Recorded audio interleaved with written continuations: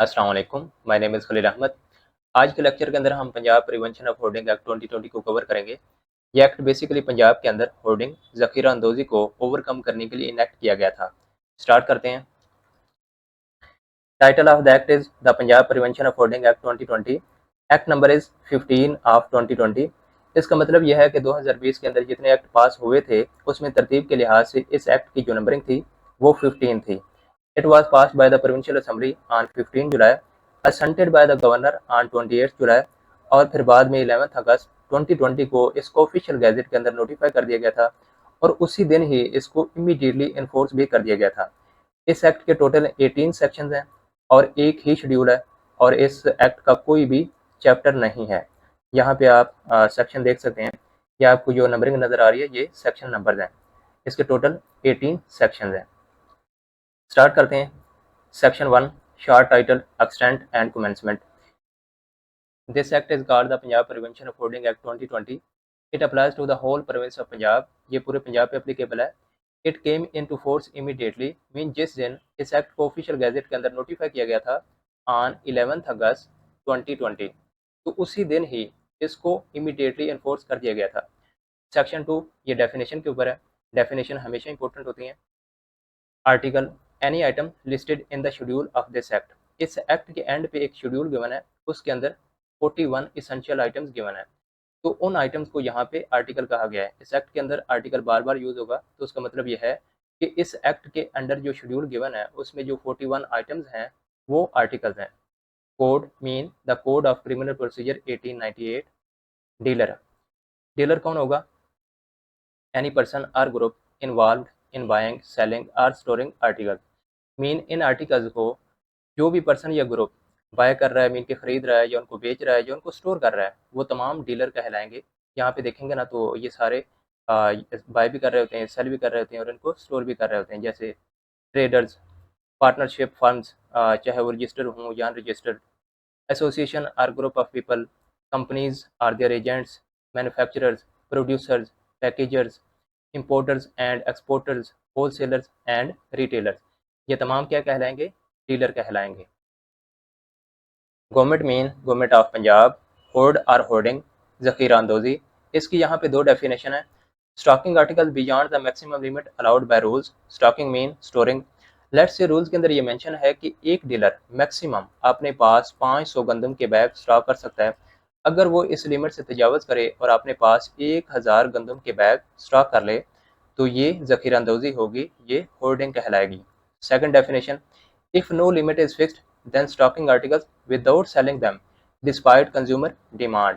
Mean के rules के अंदर कोई लिमिट फिक्स ना हो और किसी शॉप के पास, किसी डीलर के पास ऑलरेडी जो स्टॉक है वो ठीक ठाक हो, अच्छा स्टॉक हो और कंज्यूमर डिमांड भी हो, लेकिन वो उनको बेच ना रहा हो। हो सकता है कि वो उससे मुनाफा ज़्यादा कमाना चाहता हो, एक तरह से आर्टिफिशियली जो है प्राइसेस को इंक्रीज कर रहा है, इन्फ्लेशन का बायस बन रहा है, तो ये भी होर्डिंग में आएगा। लेट्स से एक जो नॉर्मल करियाना की शॉप होती है उसके अंदर 20 शुगर के बैग्स मौजूद हों, तो ये एक अच्छी मतलब तादाद मौजूद है। उसको ये तो खतरा नहीं है कि मेरे पास स्टॉक कम है और कंज्यूमर खरीदना भी चाहते हैं, लेकिन वो उनको बेच नहीं रहा, वो वेट कर रहा है कि इसकी जो प्राइस है वो थोड़ी सी इंक्रीज हो, तो ये भी होर्डिंग कहलाएगा। Officer, a deputy commissioner under Punjab civil administration act 2017। ये एक्ट भी आपने जो है इस हवाले से याद रखना है कि ये डिप्टी कमिश्नर के हवाले से है। Or other officer authorised by the DC, mean के डीसी की तरफ से जो कोई और ऑफिसर अपॉइंटेड होगा वो भी इस एक्ट के अंदर ऑफिसर ही कहलाएगा। तो इस एक्ट में बार बार ऑफिसर का वर्ड यूज होगा, तो आपने यही समझना है ये डीसी है या डीसी की तरफ से कोई अपॉइंटेड ऑथोराइज्ड ऑफिसर है। Prescribed mean decided under the rules of this act. तो ये इसकी इंपॉर्टेंट डेफिनेशन थी। Section 3 offence of hoarding. Hoarding का ऑफेंस क्या है, मतलब उसका जुर्म कितना है? If a dealer hoards articles, he commits an offence punishable with imprisonment up to 3 years, fine. एक तो उसको 3 साल की कैद होगी, लेकिन वो मुशक्कत वाली जो है इम्प्रिजनमेंट नहीं होगी, सादा ही इम्प्रिजनमेंट होगी और उसको इसके साथ जो है फाइन भी होगा, जुर्माना भी होगा। जुर्माना किस तरह से तय होगा? 50% of the value of hoarded article, mean कि उसके पास जितना होर्डेड मटेरियल मौजूद है, अशिया मौजूद हैं, उसकी वैल्यू का 50% जो है वो फाइन उसको पे करना पड़ेगा। लेट्स से उसके पास कोई हम अज्यूम करते हैं कि 10 लाख का जो है मटेरियल मौजूद है, वो उसकी होर्डिंग करके बैठा है, उसका 50% कितना बनेगा? 5 लाख। अब उसको 5 लाख का फाइन होगा, जो कि काफ़ी ज़्यादा है। Subsection 2, the value of article will be determined in the manner prescribed. ये रूल्स के अंदर जो मेंशन होगा उसके अकॉर्डिंग उसकी वैल्यू तय की जाएगी कि उसकी कीमत कितनी है। Section 4, power to search and seize articles. If an officer has reasonable suspicion based on information or his own belief that someone has violated this act, he may record in writing the reason for suspicion. वो suspicion की reason write down करेगा. Enter and search any place where a dealer keeps articles, records, accounts or related items. वो dealer के ware house के अंदर enter कर सकता है और वहाँ पे जो आइटम्स पड़ी होती हैं, जो आर्टिकल्स हैं और उनके जो रिकॉर्ड्स होते हैं, जो रजिस्टर्स होते हैं, और इसी तरह जो अकाउंट्स होते हैं, और उससे पता चल जाता है कि कितने आइटम्स यहाँ पे पड़े हुए हैं, तो वो उनको सर्च कर सकता है। और इस मकसद के लिए ऑफिसर को कोई वारंट की भी ज़रूरत नहीं होती, वो विदाउट वारंट इनकी सर्चेस कर सकता है। Sub section 2, if during search articles are found in violation of this act, the officer shall seize those articles immediately, उनको कन्फिस्केट कर लेगा, पकड़ लेगा। Prepare a detailed report of articles and material found, और उनकी एक रिपोर्ट तैयार करेगा। Sub section 3, the code of criminal procedure doesn't apply to search and seizure under this act. अब सीआरपीसी के अंदर ना सर्च का और गिरफ्तारी का एक पूरा प्रोसेस है कि आपने पहले जो है मजिस्ट्रेट से इजाज़त लेनी होती है, मतलब एक पूरा एक लेंथी प्रोसेस होता है, तो वो उसको यहाँ पे बाईपास किया जाएगा, उसके बगैर ही उसको डिटेन कर लिया जाएगा, उसको सर्च भी किया जाएगा, उसको कन्फिस्केट भी कर लिया जाएगा। तो ये जो है इम्पोर्टेंट है, एग्जाम के अंदर पूछा जा सकता है कि क्या यहाँ पे सीआरपीसी अप्लाई होगा? नो, वो अप्लाई नहीं होगा। Section 5, power to auction seized articles despite anything in other laws, mean के दूसरे लॉ जो कुछ भी कहते हैं उसको यहाँ पे बाईपास करेंगे।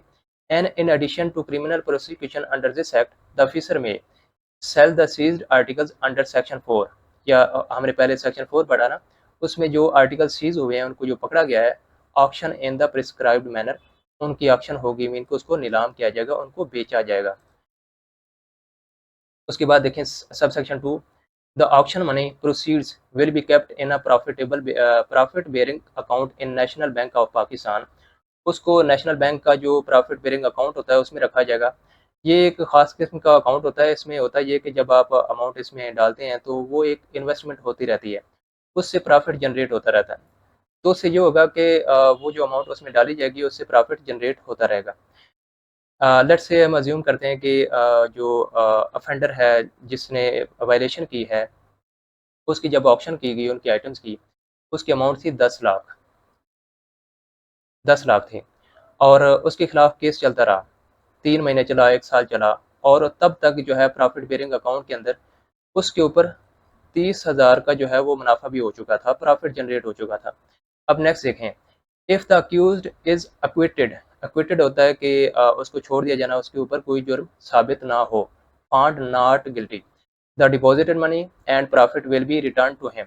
जो उसने उसकी जो ऑक्शन मनी थी, मतलब जो उसकी चीज़ें बेची गई थी, वो 10 लाख की थी ना, एक तो वो उसको वापस की जाएंगी, और उसके ऊपर जो प्रॉफिट जनरेट हुआ है इस प्रॉफिट बेयरिंग अकाउंट में, वो भी उसका ही हक है, वो भी उसको वापस कर दिया जाएगा, क्योंकि वो बरी हो गया, उसके ऊपर कोई भी इल्ज़ाम जो है वो साबित ही नहीं हुआ कि वो जो ऑक्शन चीज़ें थी वो कह सकते हैं कि गलती से जो है ऑफिसर ने वो बेच दी थी। क्लास बी देखें, if the accused is convicted, मतलब उसके ऊपर जो जुर्म है वो साबित हो जाता है कि उसने वाकई ही जो है होर्डिंग की है, कानून के खिलाफ जो है वो काम किया है, the deposited money and profit will go to the government treasury, फिर ना ये मिलेगा और ना ये मिलेगी, वो जो है गवर्नमेंट ट्रेजरी के अंदर चला जाएगा। Section 6, cognizance of offence and arrest without warrant.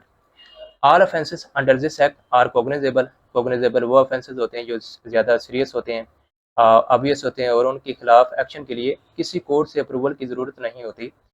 And non bailable, ये जो ऑफेंसेस होंगे इस एक्ट के अंडर वो कोग्निजेबल होंगे एंड नॉन बेलेबल होंगे। बेलेबल मीन कि उनकी ज़मानत नहीं होगी। सब सेक्शन 2 देखें, स्पेशल मजिस्ट्रेट अंडर सेक्शन 8, अभी सेक्शन 6 पढ़ रहे हैं, सेक्शन 8 पीछे सॉरी नीचे हम पढ़ेंगे, उसके अंदर देखेंगे, can take notice of an offence only on written information from the officer. जो ऑफिसर ऑन ड्यूटी होता है वो कौन होता है? डेप्टी कमिश्नर होता है, या कोई उसकी तरफ से अपॉइंटेड ऑथोराइज ऑफिसर हो सकता है।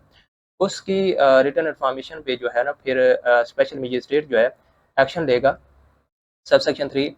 An officer may arrest without warrant if there is a credible information that someone has committed an offence under this act. ये सेम वही बात है कि किसी भी खिलाफ अगर कोई क्रेडिबल इंफॉर्मेशन है तो ऑफिसर उसको विदाउट वारंट गिरफ्तार कर सकता है। Section 7. Offences by corporations, firms or associations. If a crime under this act is committed by a company, firm, association or group of persons, then every director, partner, manager, secretary, member, officer, principal owner, beneficial owner or agent will be considered guilty. Mean कि उस company के अंदर जो भी मुलाजिम हैं वो भी इस गिल्टी के अंदर आएंगे, उनके ऊपर भी फर्द जुर्म ऐद होगी, क्योंकि अब जो डायरेक्टर होता है उसके भी इल्म होता है कि इस कंपनी के अंदर होर्डिंग हो रही है। लेट्स से कोई फ्लोर मिल रहा है और गवर्नमेंट की तरफ से इजाज़त है कि आप यहाँ पे 1000 फ्लोर जो है बैग रख सकते हैं, आटे के थैले रख सकते हैं, और वो जो है 1000 के बजाय 2000 थैले जो है रख लेते हैं, उनकी होर्डिंग कर लेते हैं, और मार्केट के अंदर एक शॉर्टेज हो जाती है, एक तरह से इन्फ्लेशन क्रिएट हो जाती है। तो ज़ाहिर है ये सारे भी तो इन्वॉल्व हैं, इनके खिलाफ भी फिर सेम जो है वो गिल्टी का केस बनेगा। हाँ, ये फिर आगे एक्सेप्शन है। They can avoid punishment if they prove that they had no knowledge of the offence or they exercised all due care to prevent it. अब इसमें देखें, कुछ तो ऐसे ऑफिसर होंगे जिनको पता ही है, जो टॉप लेवल की हायरार्की होती है जिसमें डायरेक्टर हो गया, मैनेजर हो गया, सेक्रेटरी हो गया, इनको तो पता हो गई, और ओनर वगैरह ये तो मिली भगत से सारा काम कर रहे होते हैं, सबको ही फिर वो जो है प्रॉफिट मिलता है। लेकिन कुछ जो मेंबर हैं बेचारे, निचले लेवल के जो एम्प्लॉयज़ हैं, ऑफिसर हैं, उनको शायद ना पता हो, उनके नॉलेज में ना हो कि कंपनी के अंदर क्या चल रहा है, 1 साल से 2 साल से क्या चल रहा है। अगर वो प्रूफ कर दें कि हमें पता ही नहीं है कि इस कंपनी में इस कंपनी के अंदर ये ऑफेंस हो रहा है, और अगर वो बाकी जो है लेट्स से मैनेजर जो भी ये अगर साबित कर दे कि मैंने इस ऑफेंस को रोकने के लिए तमाम मुमकिन कोशिशें की हैं, अपनी तरफ से जो है हर मुमकिन कोशिश की है कि इस तरह का ऑफेंस क्रिएट ना हो, तब उनके ऊपर ये केस नहीं बनेगा। बाकी मेंबर जो होंगे, जो लोग हैं, उनके ऊपर ये केस बनेगा। Section 8. Power to try offence summarily. Summarily कहते हैं क्विकली। जो इंग्लिश की लैंग्वेज होती है ना वो और होती है, जो एक्ट के अंदर लैंग्वेज होती है उसका मतलब फिर कुछ और होता है। यहाँ पे सुमेरिली मीन क्विकली, मीन के ट्रायल जो है जल्दी कंप्लीट किया जाएगा। Sub section 1. All offences under this act shall be tried bye a special magistrate appointed under section 14A of the code. यहाँ पे कोड से मुराद CRPC, क्रिमिनल प्रोसीजर कोड, उसका जो सेक्शन 14A है उसके तहत स्पेशल मजिस्ट्रेट अपॉइंट होगा, और वो एक सुमेरिली मीन के क्विकली जो है वो फैसला देगा। एक इम्पोर्टेंट है जो MCQs एग्जाम के अंदर पूछा जा सकता है, वो ये है कि सेक्शन 262 सब section 2 of CRP do not apply to these trials. इन ट्रायल के ऊपर जो ये सेक्शन है ना ये अप्लाई नहीं होता, तो ये एग्जाम के अंदर पूछा जा सकता है। Sub section 2. The trial must be completed with in 30 days. ये जो ट्रायल है 30 दिन के अंदर अंदर कंप्लीट होना चाहिए, मीन कि बहुत क्विकली होगा। Section 9. Appeal. A person who is convicted and sentenced under this act may file an appeal before the district and session judge of the concerned district. अगर किसी पर्सन के खिलाफ इस एक्ट के अकॉर्डिंग कोई केस बन जाए, लेट से होर्डिंग का केस बन जाता है, और उसको कन्विक्ट कर लिया जाता है, मीन के अरेस्ट कर लिया जाता है, और उसके खिलाफ सजा भी मुकर्रर हो जाती है, लेकिन उस पर्सन को लगता है कि ये जो कन्विक्शन हुई है ये इलीगल है, ये ठीक नहीं है, तो उसको फिर अपील का मौका दिया जाता है। वो अपने कंसर्न डिस्ट्रिक्ट का जो सेशन जज होगा उसके सामने इस कन्विक्शन के खिलाफ एक अपील दायर कर सकता है। ये जो अपील है उसने कन्विक्शन ऑर्डर के 30 दिन के अंदर अंदर दायर करना होगी, और जो सेशन जज होगा उसने अपील दायर होने के बाद 30 दिन के अंदर अंदर उसका फैसला देना होगा। ये जो डेज हैं ये इंपॉर्टेंट है, ये भी 30 दिन, ये भी 30 दिन, तो यहाँ से MCQs बन सकता है। Section 10. Reward for informers. Mean की जो मुखबिर है उसको क्या रिवार्ड दिया जाएगा, इसके अंदर यही बताया गया। Any person who provides information to an officer about hoarding which leads to conviction of the holder. Mean की जो होल्डर है जिसने होर्डिंग की हुई है उसकी कन्विक्शन हो गई है, मीन की वो पकड़ा जाए, release a fund into the government treasury shall receive a reward equal to 10% of the money release. ऐसा है ना कि अगर वो उसकी कन्विक्शन हो जाती है, वहाँ से निकलता ही कुछ नहीं, तो फिर उसको कुछ नहीं मिलेगा। अगर उससे कुछ अमाउंट जो है वो गवर्नमेंट ट्रेजरी में आती है, तो उस ट्रेजरी के अंदर जितनी अमाउंट आएगी उसका 10% जो है वो मुखबिर को मिलेगा, इन्फॉर्मर को मिलेगा। लेट्स से हम अज्यूम करते हैं कि एक होल्डर है, उसने 50 मिलियन वर्थ की जो है शुगर होल्ड की हुई है, उसको कंट्रोल किया हुआ है, उसको स्टॉक किया हुआ है। तो जब वो गवर्नमेंट ट्रेजरी में आएगी 50 मिलियन, तो उसका 5% जो है, सॉरी 10% जो है वो 5 मिलियन बनेगा। 5 मिलियन किसको मिलेगा? वो इस इन्फॉर्मर को मिलेगा। Section 11, information and declaration. Every dealer must provide the officer with information regarding production, import, export, purchase, stock, sale or distribution of article as ordered in writing by the officer। Officer जो है उसको writing के अंदर ये order देगा कि आपने articles की प्रोडक्शन मीन कि वो कहाँ पे तैयार हो रही हैं, आपने कहाँ से इंपोर्ट किए हैं, आपने उन आर्टिकल को किधर एक्सपोर्ट किया है, या उनको आपने अगर परचेज़ किया है तो कहाँ से किया है, स्टॉकिंग आपके पास कितनी है, आपने सेल कितनी की है या डिस्ट्रीब्यूशन आपने कितनी की है। तो तमाम जो इन्फॉर्मेशन है वो आर्टिकल्स की ऑफिसर को वो डीलर जो है वो प्रोवाइड करेगा। सब सेक्शन 2 देखें। An officer can order owners or managers of godowns, factories to declare their stock at any time or periodically। Godowns कहते हैं जो वेयर हाउसेज होते हैं, जो फैक्ट्रीज होती हैं जहाँ पे माल तैयार हो जाता है तो वो फिर उनके वेयर हाउसेज बने होते हैं, वहाँ पे स्टॉक कर लेते हैं। वो ज़रूरी नहीं है कि जो उनकी प्रोडक्शन का माल है वहाँ पड़ा होता है। कुछ वो बाहर से भी मंगवा रहे होते हैं, जैसे कि रॉ मटेरियल होता है वो भी उनके वेयर हाउसेज के अंदर पड़ा होता है। तो उन सब की जो है वो जो ऑफिसर है वो कह सकता है कि आप अपने स्टॉक की डिक्लेरेशन करें कि आपके पास किस तरह का स्टॉक पड़ा हुआ है। तो ये किसी भी टाइम ऑफिसर चेक कर सकता है या पीरियडिकली मीन कि एनुअली उनको कह सकता है कि आप इसकी डिक्लेरेशन करें। आप बताएं कि आपके पास किस तरह का स्टॉक है। उस डिक्लेरेशन के अंदर क्या शामिल होगा ये इंपॉर्टेंट है। क्वांटिटी ऑफ स्टॉक, आपके पास स्टॉक कितना है, वैल्यू ऑफ स्टॉक मतलब उसकी जो है कीमत किस तरह की है, वो माल किस तरह का है, उसकी कैटेगरी क्या है, डेट ऑफ परचेज, अगर आपने कुछ परचेज किया है तो उसकी डेट क्या है, कॉपीज ऑफ प्रोक्योरमेंट इनवॉइसेस। आप सिंपली इसका ये कह सकते हैं कि जो खरीदारी के बिल्स हैं ना उनकी कॉपीज़ वो भी जो है ऑफिसर को दिखाना होंगे। Details of sales or sale agreement, अगर आपने सेल की है, ऊपर हमने देखा परचेज का, अब है सेल। अगर आप सेल कर रहे हैं, अगर किसी से एग्रीमेंट्स हैं वो भी जो है ऑफिसर को दिखाना होंगे। सबसेक्शन 4, द ऑफिसर में वेरीफाई स्टॉक बुक्स और डॉक्यूमेंट्स रिलेटेड टू परचेज और सेल एट एनी टाइम।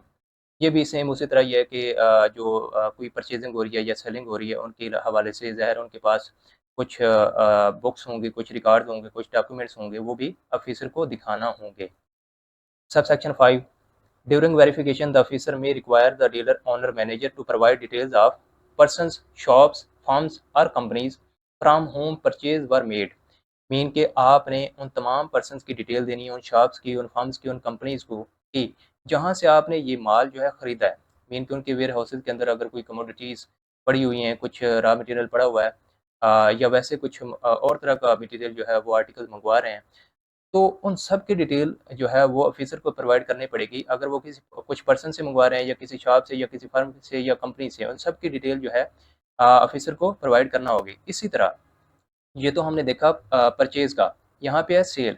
ये बाकी जो मतलब यहाँ पे मेंशन है ये सेम ही है ऊपर वाला। तो अगर कंपनी जो है किसी को सेल कर रही है या सेल कर चुकी है, उसकी डिटेल भी ऑफिसर को प्रोवाइड करना होंगी।